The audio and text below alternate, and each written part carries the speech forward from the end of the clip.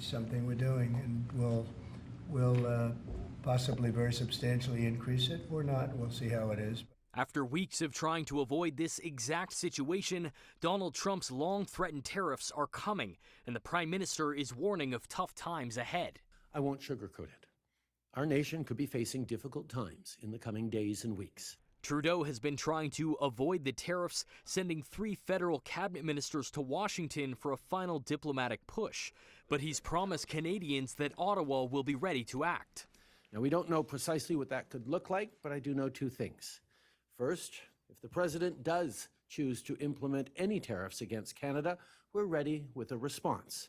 A purposeful, forceful, but reasonable, immediate response. Speaking late on Friday afternoon, Trump finally confirming the details of the impending tariffs, telling reporters that he'll slap a 25% tax on a slew of Canadian imports.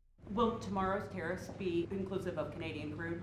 I'm probably going to reduce the tariff a little bit on that. We think we're going to bring it down to 10% on the oil. So it's 25% on the Canada side.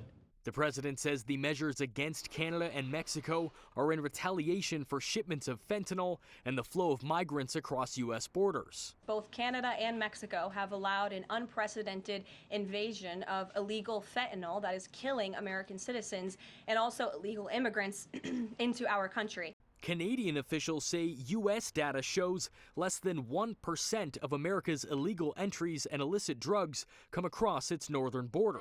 Both Canada and Mexico have taken steps to boost security. After those measures were announced, Trump then complained about trade deficits instead. Some experts fear the tariffs could slide Canada into a recession and hurt the American economy too. I'm just skeptical that the way you get countries to sort of cooperate is by poisoning the well with the threat of really crippling, effectively, economic sanctions. Ultimately, American consumers will bear the costs of these tariffs. Now, for items that bounce across the border multiple times before hitting the market, consumers' wallets will get hit that much harder. The average car tends to travel across borders up to 8 times. And so if you're imposing a tariff of 25% each time a part comes across the border, or if the whole automobile crosses the border, it's going to get pretty costly pretty quickly. As for how long these tariffs could last or what could appease Trump's demands, we don't know. With the White House simply telling reporters the president could decide to roll them back at any time. Brandon Choghri, City News.